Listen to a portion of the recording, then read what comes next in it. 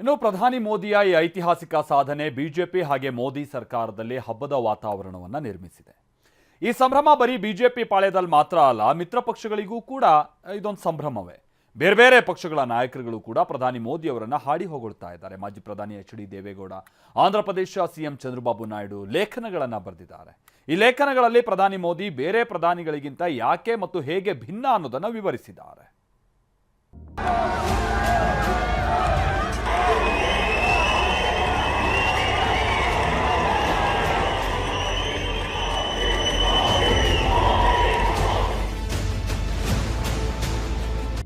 ಮೋದಿ ಭಾರತ ಮೆಚ್ಚಿರುವ ಜನನಾಯಕ. ಅನೇಕ ಪಕ್ಷಗಳನ್ನು ಒಗ್ಗೂಡಿಸಿಕೊಂಡು ಸರ್ಕಾರ ನಡೆಸುತ್ತಿರುವ ಧೀಮಂತ ನಾಯಕ.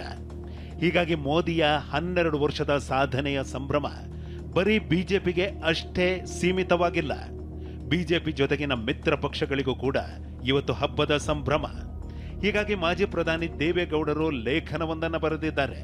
ತಮ್ಮ ಲೇಖನದಲ್ಲಿ ಮೋದಿ ಯಾಕೆ ಯಶಸ್ವಿ ನಾಯಕ ಅನ್ನೋದಕ್ಕೆ ಕಾರಣ ಕೊಟ್ಟಿದ್ದಾರೆ. ದೇವೇಗೌಡರ ಪ್ರಕಾರ ಮೋದಿ ಯಶಸ್ವಿಯಾಗೋದಕ್ಕೆ ಕಾರಣ ಅವರ ಚಿಂತನಶೀಲತೆ.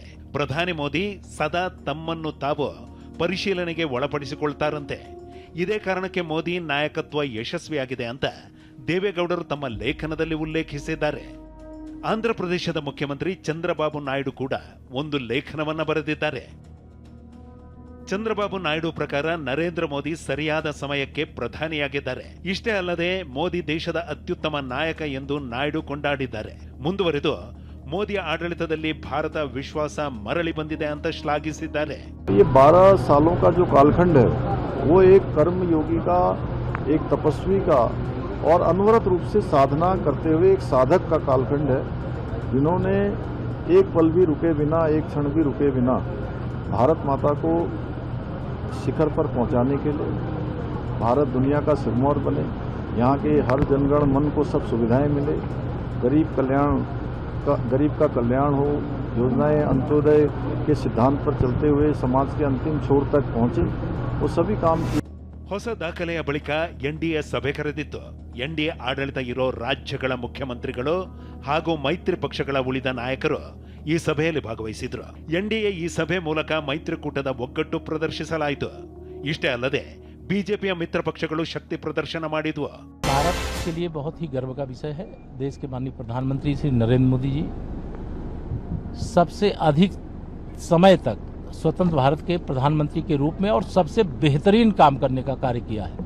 पूरे देश को माननीय प्रधानमंत्री श्री नरेंद्र मोदी जी पर गर्व है और उनके नेतृत्व में विकसित भारत बनेगा, विकसित उत्तर प्रदेश बनेगा, गरीब आदमी अमीर आदमी बनेगा और जो जीवन के तमाम सारे संकट होते हैं उन संकटों का समाधान माननीय प्रधानमंत्री श्री नरेंद्र मोदी जी के नेतृत्व में हुआ है और होगा. ಇದೇ ವೇಳೆ ಬಿಜೆಪಿ ಅಭಿಯಾನವೊಂದನ್ನು ನಡೆಸಲಿದೆ. ಜನಸಂಪರ್ಕ ಎಂಬ ಹೆಸರಿನಡಿ ಜನರನ್ನ ತಲುಪುವ ಕೆಲಸ ಮಾಡಲಿದೆ. ವಿಶ್ವಾಸ, ಅಭಿವೃದ್ಧಿ ಮತ್ತು ಜನ ಕಲ್ಯಾಣದ 12 ವರ್ಷಗಳು ಅನ್ನುವ ಘೋಷವಾಕ್ಯದಡಿ ಅಭಿಯಾನ ನಡೆಸಲಿದೆ.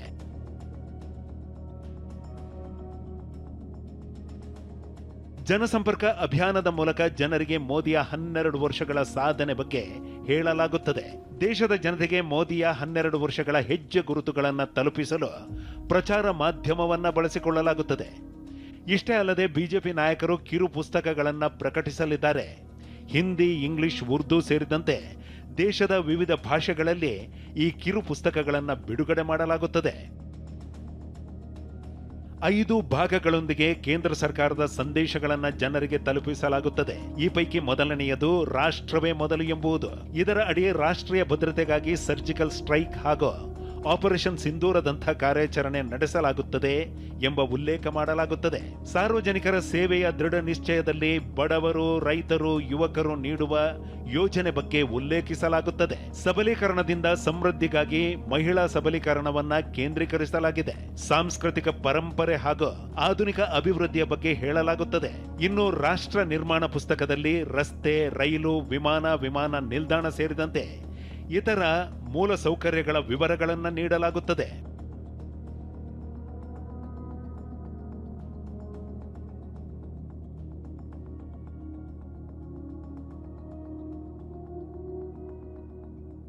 ಪ್ರಧಾನಿ ನರೇಂದ್ರ ಮೋದಿಯ ಈ ಭವ್ಯ ಸಾಧನೆಯನ್ನ ಜನರಿಗೆ ತಲುಪಿಸಲು ಪ್ರಗತಿ ಪಥ ಯಾತ್ರೆಯನ್ನು ಆರಂಭಿಸಲಾಗುತ್ತದೆ. ಈ ಯಾತ್ರೆಯಲ್ಲಿ ಸಚಿವರು, ಸಂಸದರು, ಶಾಸಕರು ಹಾಗೂ ಪಕ್ಷದ ನಾಯಕರು ಭಾಗವಹಿಸಲಿದ್ದಾರೆ.